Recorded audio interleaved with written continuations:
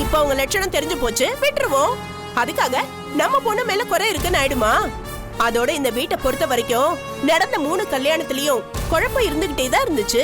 ஆனா கடைசியில எல்லாமே நல்லபடியா தானே முடிஞ்சது. அதே மாதிரிதான் எங்க உமா கல்யாணம் சும்மா ஊரே பாக்குற மாதிரி தடபுடலா நடக்கும். எது இனிமேவா? அதான் பொண்ணு நிச்சயம் பண்ண வந்த நேரம் கிளவி புட்டுக்குச்சுன்னு இந்நேரம் ஊருக்குள்ள சொல்லியிருப்பாங்கல்ல. அதுக்கப்புறம் எவன் தில்லோட இந்த பொண்ணை கட்ட வருவான்? நல்லா இருக்கிற பொண்ணே 1008 குறை சொல்லுவாங்க. ஆயில்லையா மாமியாருக்கு ஆயுசு குறைவு, 3 நட்சத்திரம் இருக்கிறத கட்டுனா நிர்மூலமாயிருன்னு சொல்லுவாங்க. இப்படி பல இது சொல்லுவாங்க. இங்க என்னடானா ஆல்ரெடி ஒருத்தனை எக்ஸ்பெரிமெண்ட் பண்ணி ரிசல்ட் ஊத்திக்கிச்சு. அதுக்கப்புறம் எந்த தியாக செம்மலு இவங்களை கல்யாணம் பண்ணி குடும்பம் நடத்த தயாரா இருக்கான். ஏய் உமா, அழாத உமா. இந்த பாரு சொல்றது கேளு. இங்க பாரு, அழாத.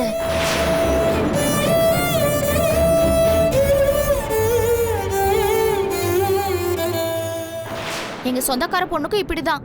கட்டத்துல ஏதோ கோளாறு, ஜாதகத்துல ஏதோ தோஷம்னு சொன்னாங்க. கேட்காம மாப்பிள்ளையும் பார்த்தாங்க.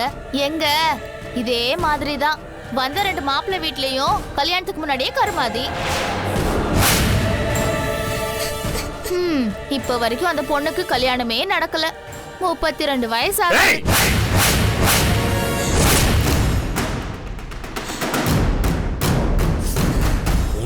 போனா போது வயிற்று புள்ள தாச்சியா இருக்கேன்னு நானும் அமைதியா இருக்கேன். அதை உனக்கு வசதியா எடுத்துக்கிட்டு வாய்க்கு வந்தபடி பேசுவியா?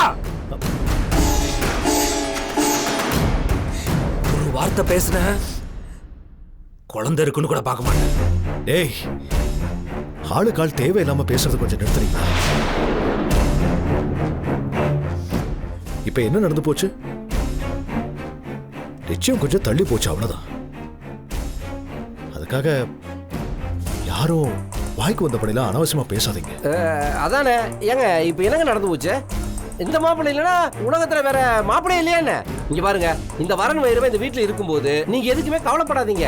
இந்த எம்எஸ் இல்லைன்னா அடுத்து ஒரு எஸ்எஸ், ஒரு விஆர், அப்படி பண்ணி ஏகப்பட்ட கடைங்க காஞ்சிபுரத்துல இருக்குங்க. அப்படி எல்லா சில்ஸையும் நிச்சயமா இங்க கொண்டு இறக்கிடுவோங்க. அதுக்கப்புறம் எல்லாரும் சேர்ந்து ஒன்னா பேசி முடிவெடுத்துருவோம், கல்யாணத்தையே முடிச்சிருவோங்க. நீங்க என்ன சொல்றீங்க? பாருங்க மாப்பிள்ளை, நீங்க யாரும் எதுவும் பண்ணவும் வேண்டாம், எதுவும் பேசவும் வேண்டாம். நடக்க வேண்டியது என்னவோ அது நல்லாவே நடக்கும். ப்ளீஸ், உங்க எல்லாரையும் கெஞ்சி கேட்டுக்கிறேன், தயவு செஞ்சு அவங்க வேலையை போய் பாருங்க. என்ன முடிவெடுக்கணுமோ அதை நான் பாத்துக்கிறேன். இங்க என்னென்ன முடிவெடுக்கணும், அதுக்கு என்ன பண்ணணும்னு எனக்கு தெரியும். அவ்வளவுதான் சொல்ல முடியும். போங்க. ஏங்க அவன் வேலையை பாக்குறாருன்னா அப்புறம் மாமச்சான் உறவு எதுங்க இருக்கு? எல்லா விஷயத்திலும் இப்படிதான் எங்களை கூட்டி வச்சு மூக்க இருக்கிறீங்க. நாங்களும் கொஞ்சம் கூட வெட்கமான சூடு சொல்ற இல்லாம உங்கள்ட்ட வந்து திரும்ப பேசுற பாத்தீங்களா? என்ன சொல்லணுங்க? என்ன சொல்லணும்? மாப்பிள்ளை, என்ன நீங்க போடுற சோத்துக்கும் வாங்கி கொடுக்குற துணிக்காக வந்து நிக்கிறேன்னு நினைச்சீங்களா? எனக்கு கௌரவம் இருக்குங்க, கௌரவம் இருக்கு. ஏய், அங்க நீங்க உமா கூட இன்னி ஆறுதல் பேசிட்டு இருக்க, மரியாதை வந்து சேர்ந்துடாமா? இது வரேங்க. பாக்குறேங்க, எவன் இந்த வீட்டுல வந்து கட்டான்னு நானும் பாக்குறேன். கல்யாணமா பண்றீங்க பாக்குறேன்.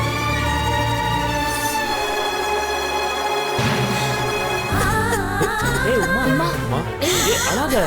இங்க பாரு. கண்ணை தொடமா. பாருமா. அழாதமா. அழக்கூடாது. அழாதடா. அழக்கூடாதுமா. நாங்களா இருக்கோம்மா. நாங்க இருக்கோம்ல. நீ எதுக்கும் கவலைப்படாத, எல்லாம் நல்லபடியா நடக்குமா. அழாதடா. உமா, அழாதமா. மடப்ப ஏதாவது ஒழுங்கா சரியா? அப்பா, அப்பா. ஏய் வைஜெயந்தி, வாடா. அம்மா. அப்பா. என்னடா ரொம்ப சந்தோஷமா இருக்க? அப்பா, விஷயம் தெரியாதா? அந்த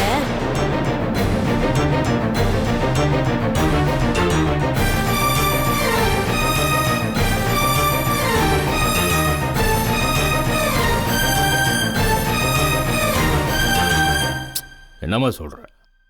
அந்த வீட்டுல ஒண்ணு விட்ட பாட்டியா? அப்பா, அது 1 விட்ட பாட்டியோ 2 விட்ட பாட்டியோ ஏதோ ஒரு கிழவி மண்டைய போட்டுடுச்சுல. கண்ணு, நீ வந்து சத்தம் கேட்கலடா. மோரு இல்ல பூஸ்ட் கொண்டு வரட்டுமா? அம்மா, எனக்கு மோரும் வேண்டாம், ஒண்ணு வேண்டாம். நான் ஸ்வீட்டான ஒரு விஷயத்தை இப்ப கொண்டு வந்திருக்கேன். அப்பா, என்னப்பா யோசனை? நான் தான் அன்னைக்கே சொன்னேன்ல. அதுதான் கொஞ்சம் கொஞ்சமா நடந்துட்டு இருக்கு. சரிம்மா, அங்க என்னதான் நடந்துச்சு? நீ அங்க இருந்திய? ஒண்ணுமே நடக்கலப்பா. அதுதான் இப்ப நான் வந்து உங்ககிட்ட சொல்லிட்டு இருக்கேன். நிச்சயம் பண்ண வந்தவங்க இளவு செய்தியை கேட்டுட்டு அப்படியே விழுந்தடிச்சு ஓடி போயிட்டாங்க, அவ்வளவுதான்.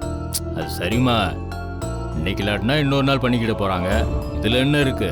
என்னப்பா நீங்க உளறிட்டு இருக்கீங்க? எப்படிப்பா இன்னொரு நாள் பண்ணணும்னு நினைப்பாங்க? ஏற்கனவே அந்த இளங்கோ பேசி குழப்பம் பண்ணி 2வது முறையா நிச்சயம் பண்ணணும்னு நினைச்சிட்டு இங்க வந்தாங்க.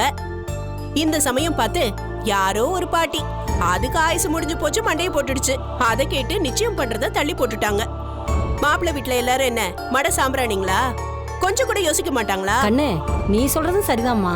பொதுவா பொண்ணு பார்க்க வர்றவங்க ஒரு சின்ன தடங்களை ஏற்பட்டாலே அதை பெருசா யோசிப்பாங்க.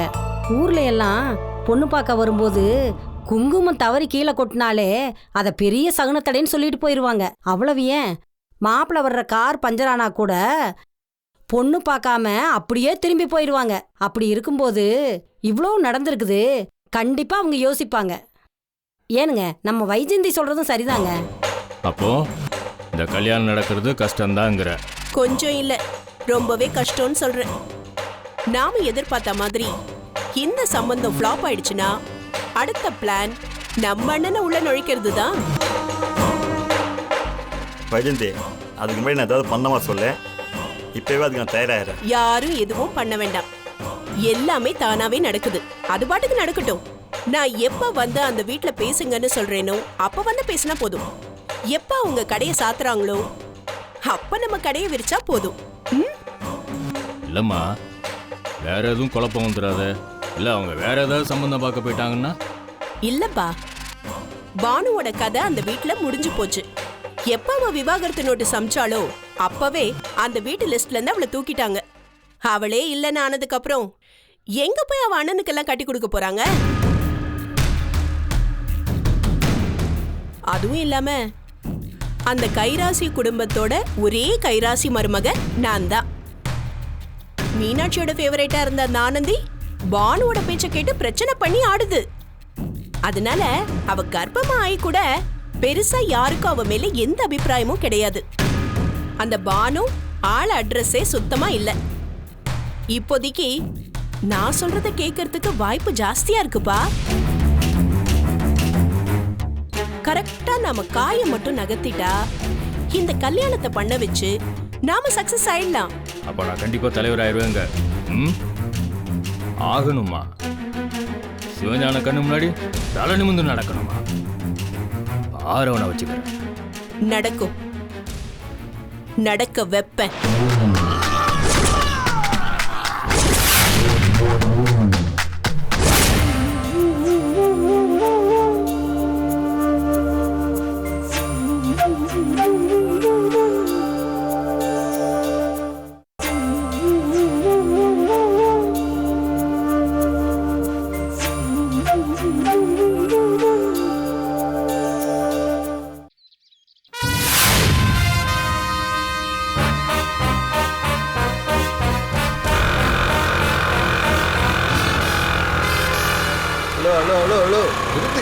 நிறுத்துங்க. ஏய், என்ன வேணும் உனக்கு?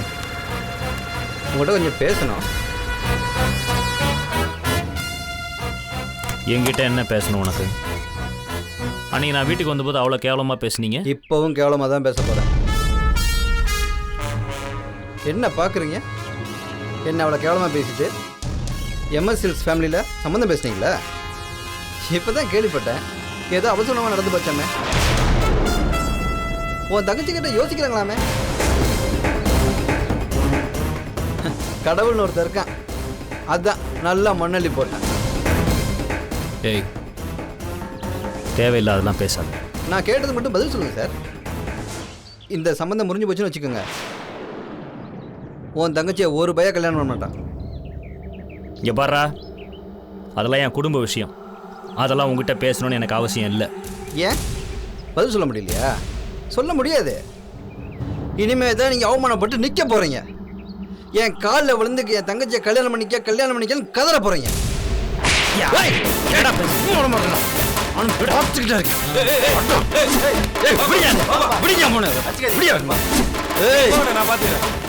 பொழந்துருவேன், ஜாக்கிரதை.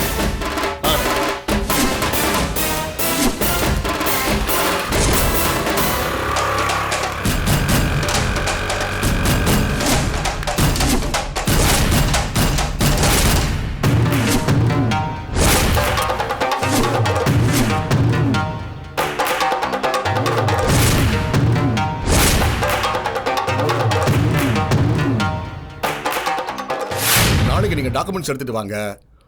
உங்க டாக்குமெண்ட் சரியா இருக்கிற பட்சத்துல யாருடைய ரெக்கமெண்டேஷன் தேவையில்லை. உங்க லோன் ஈஸியா சாங்ஷன் ஆயிடும். ஓகே சார், நாளை காலையில் வாங்க சார். ஓகே.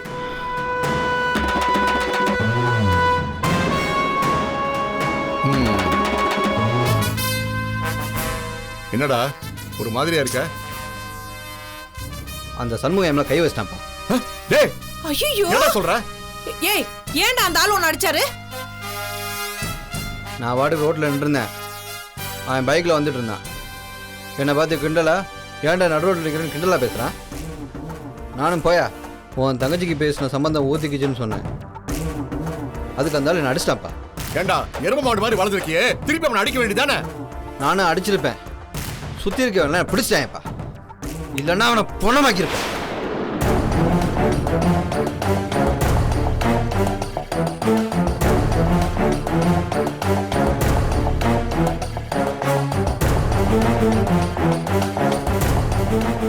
என்னங்க யோசிக்கிறீங்க?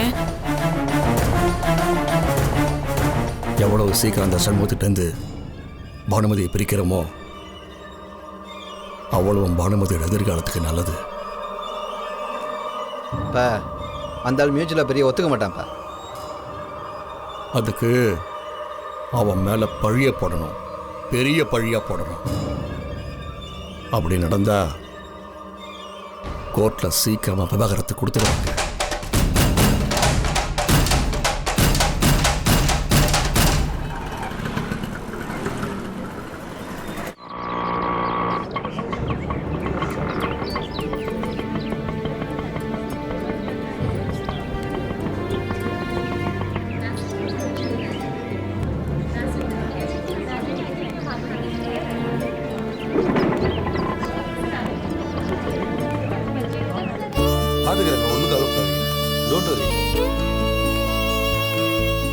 உமா, நீ என்ன பண்றீங்க?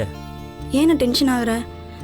நீ கோர்ட்டுக்கு வருவேன்னு தெரியும், அதான் நான் வந்தேன். நான் வரேன்னு உனக்கு எப்படி தெரியும்? நீ லாயர் கிட்ட காஞ்சிபுரம் கோர்ட்டுன்னு பேசினதை கேட்டேன். அப்புறம் அன்னைக்கு தேதி பேசுனீங்க, அதையும் ஞாபகத்தில் வச்சிருந்தேன். அதான் இங்கே வந்தேன். நான் வரேன்னு சொன்னா நீ வேணான்னு சொல்லிடுவ, அதான் சொல்லாமலே இங்கே வந்துட்டேன். கண்டிப்பா சொல்லுவேன் உமா. கல்யாணம் ஆகாத பொண்ணு தேவையில்லாம இந்த மாதிரி இடத்துக்குலாம் வரக்கூடாது. அதுக்கு தான் உஷாரா உனக்கு தெரியாமலே வந்துட்டேன். ரொம்ப புத்திசாலித்தனமா பேசுறதா நினைப்பா? நானே யாருக்கும் தெரியாம இங்க வந்திருக்கேன். நீ கிளம்பு, நீ வா, நான் உன்னை ஒரு ஆட்டோல ஏத்தி விடுறேன், வா. அண்ணே, அதெல்லாம் முடியாதுண்ணே. உனக்கு கொஞ்சமாவது ஆறுதலா இருக்கணும் தான் நான் இங்கே வந்ததே. நீ என்னன்னா விரட்டி அடிக்கிற?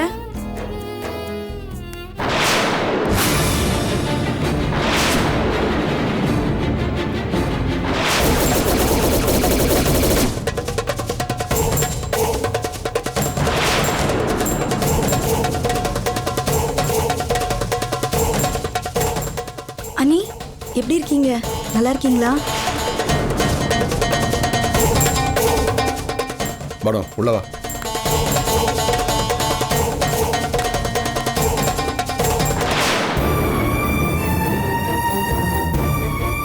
உமா, இப்ப எதுக்கு உமா தேவையில்லாம அவகிட்ட பேசுற? நீ கூப்பிட்டியே, பதிலுக்காவது அவளுக்கு பேசணும்னு தோணுச்சா? அந்த அளவுக்கு நாகரீகமும் கிடையாது, ஈவி இறக்கமும் கிடையாது. எதுக்கு உனக்கு பேச்சு? சரிண்ணே, விடு, டென்ஷன் ஆகாத, வா போலாம். வாண்ணே.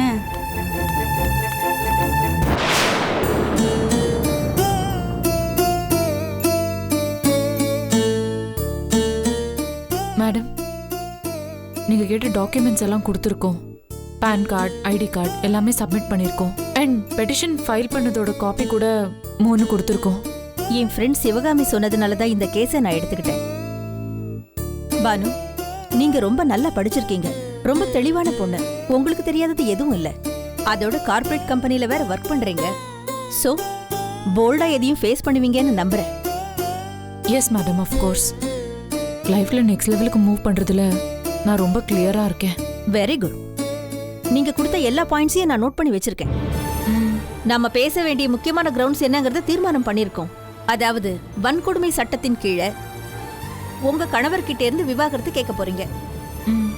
இந்து திருமண சட்டப்படி தாம்பத்திய உறவு மறுக்கப்படுறதும், நீண்ட பிரிவோ அல்லது கணவனுக்கு மனநோய் இல்லைன்னா மதமாற்றம், இந்த மாதிரி ரொம்ப ஸ்ட்ராங்கான ரீசன்ஸ் கொடுக்கும்போது டிவோர்ஸ் ஈஸியா கிடைச்சி நம்ம பக்கம் தீர்ப்பு வந்துடும். ஆனா இந்த வன்கொடுமை வரதட்சணை கொடுமை கொஞ்சம் ட்விஸ்ட் தான். டிவோர்ஸ் கிடைக்கிறது ரிஸ்கா என்ன? அப்படியெல்லாம் ஒண்ணுமே இல்லை. என்னோட கிளைண்ட்ஸ் யாருமே தோத்து போகக்கூடாது. அதுக்காக தான் இவ்வளவு கஷ்டப்பட்டு ஆர்கியூமெண்ட் பண்ணிக்கிட்டு இருக்கேன். ஆனா ஒரு விஷயத்தை நல்லா புரிஞ்சுக்கோங்க பானு, கோர்ட்ல நம்ம பக்கம் ஜெயிக்கணுங்கிறதுக்கு நான் எந்த விஷயத்தை வேணாலும் எடுத்து கையாள வேண்டியிருக்கும். அதுக்கு உங்க சப்போர்ட் எனக்கு வேணும். ஐயோ கண்டிப்பா மேம், நான் ஃபுல்லா கோஆபரேட் பண்றேன். அதுல நான் கான்ஃபிடென்ட்டா இருக்கேன். You don't worry. ஓகே. நான் எதுக்கு சொல்றேன்னா, பின்னாடி நீங்க அந்த பாயிண்ட்ஸ் எடுத்து பேசுனீங்க, அப்படியே சொன்னீங்கன்னு சொல்லக்கூடாது. எப்பவுமே ஒரு பிரச்சனை வீட்ல இருந்து கோர்ட்டுக்கு வந்துட்டாலே அது பொது பிரச்சனை ஆயிடுது. மேடம், இந்த கேஸுக்கு தேவையான எல்லாத்தையும் நீங்க தயங்காம எடுத்து சொல்லுங்க. இவங்க 2 பேரும் ஒருமித்த கருத்தோட மியூச்சுவலா போயிருந்தா இந்த பிரச்சனை இவ்வளவு தூரம் வந்திருக்காது. ஆனா நாங்க விவாகரத்து கொடுக்க மாட்டோம், எங்க குடும்பம் இதெல்லாம் தாங்காதுன்னு சொல்லிட்டு இருக்கவங்கிட்ட நாங்க என்ன பண்ண முடியும் சொல்லுங்க பார்க்கலாம். அதே மாதிரி இன்னொரு முக்கியமான விஷயம், கோர்ட்ல விசாரணைன்னு வரும்போது எதிர்க்கட்சி லாயர் உங்களை பல்வேறு கேள்விகள் கேட்கலாம். கேள்விகளால கடுமையா தாக்கலாம். பதில் சொல்ல முடியாத இக்கட்டான சூழ்நிலையும் ஏற்படலாம். எல்லா சூழ்நிலைகளுக்கும் உங்களை நீங்க தயார்படுத்திக்கணும்.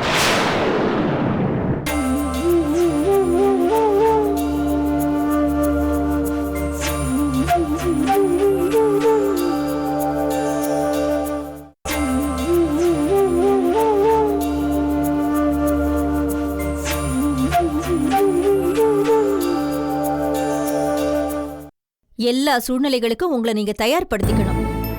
Sure ma'am. நாம பேச வேண்டிய செஷன்ல இருந்து நான் மாறாம கேஸ் நடத்த முயற்சி பண்றேன். ஒருவேளை வன்கொடுமை சட்டத்தின் கீழே நாம வைக்க போற பாயிண்ட்ஸ் எல்லாம் ஜட்ஜுக்கு திருப்தி இல்லைன்னா நாம அடுத்து சில வலுவான பாயிண்ட்ஸை பத்தி பேசலாம்.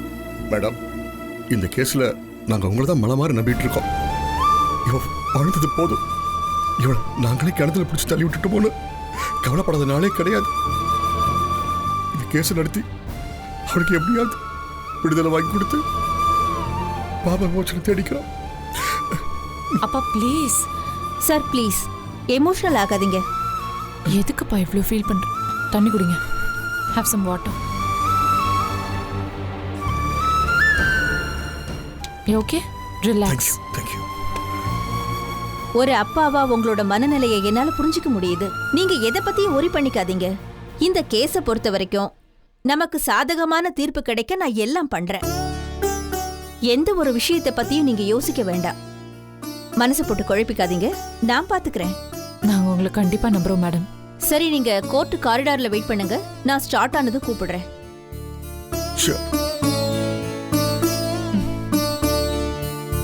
Okay okay okay okay mister Shanmugam, இன்னைக்கு ரொம்ப முக்கியமான நாள்.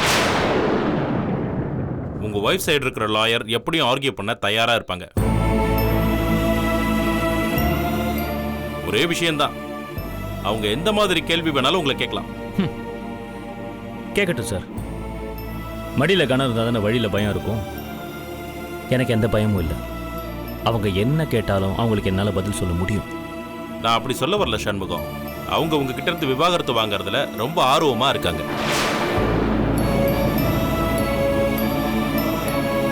இந்த சூழ்நிலையில அவங்க உங்களையும் உங்க குடும்பத்தை பத்தியும் மிக அதிகமா தரக்குறைவா தாழ்த்தி பேசக்கூடும்.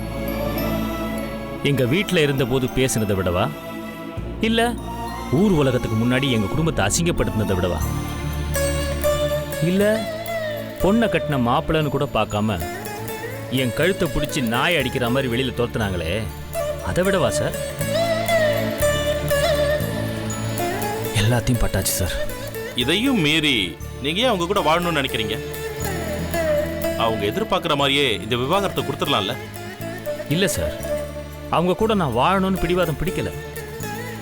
ஆனால் அதே நேரத்தில் இந்த விவாகரத்து, கோர்ட்டு, கேஸு இதெல்லாம் என் குடும்பத்துக்கு ரொம்ப புதுசு. இங்க பாருங்க சார், கோவில்ல எல்லாரும் முன்னாடி வச்சு கட்டின தாலி சார் அது எதுக்கு சார் கோர்ட்ல அறுத்து போடணும்? அவளுக்கு என் கூட வாழ பிடிக்கலன்னா போட்டோம். அவ எங்க எப்படி போய் வாழணும்னு நினைக்கிறாளோ அப்படி போய் வாழட்டும்.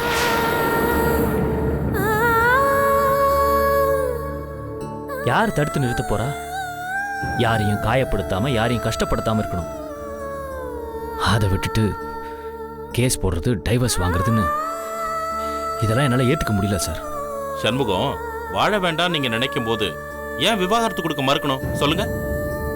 சார், நான் அன்னைக்கு உங்ககிட்ட சொன்ன அதே காரணம் தான் சார். எங்க அம்மா, அண்ணன், அண்ணி, தம்பி, தங்க எல்லாரும் இதை கேட்டு சுக்கு நூறா உடஞ்சு போயிட்டாங்க. உங்களுக்கு தெரியாது சார், ரொம்ப ஆழமான குடும்பம் எங்களோடது. குளத்துல சின்ன கல் விழுந்தா கூட குளமே கலைஞ்சு போயிடுமே, அது மாதிரி சின்ன விஷயம் கூட எங்களை கலங்க வைக்க கூடாதுன்னு அண்ணன் தம்பிக்கு நாங்கள் எல்லாரும் பாடுபடுறோம்.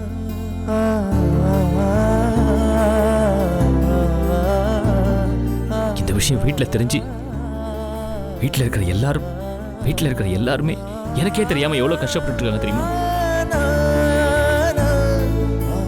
இன்னைக்கு கூட இங்க வரும்போது நான் யார்கிட்டையும் சொல்லாம தான் கிளம்பி வந்தேன்.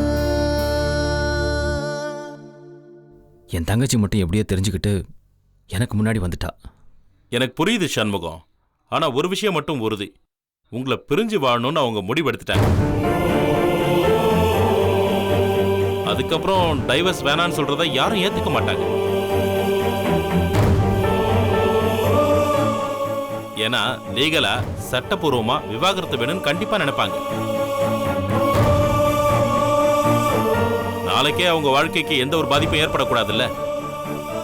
என்ன சார் சொல்றீங்க? ஆமா சண்முகம், பிரிவுன்னு முடிவாயிடுச்சுன்னா சட்டப்படி பிரிஞ்சிடணும்.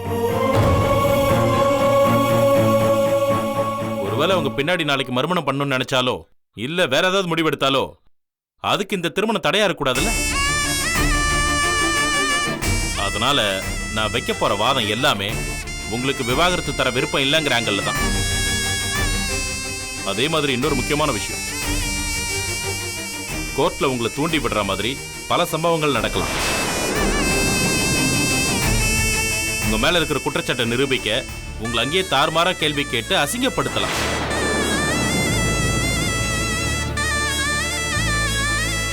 ஆனா எந்த காரணத்தை கொண்டோ நீங்க நிதானத்தை மட்டும் எழுந்திடக்கூடாது. அப்படி நீங்க நிதானம் தவறி ஏதாவது பேசிட்டீங்கன்னா நாம இந்த கேஸ்ல ஜெயிக்கிறது ரொம்ப கஷ்டம். சரி சார், நான் அந்த மாதிரி கண்டிப்பா நடந்துக்க மாட்டேன்.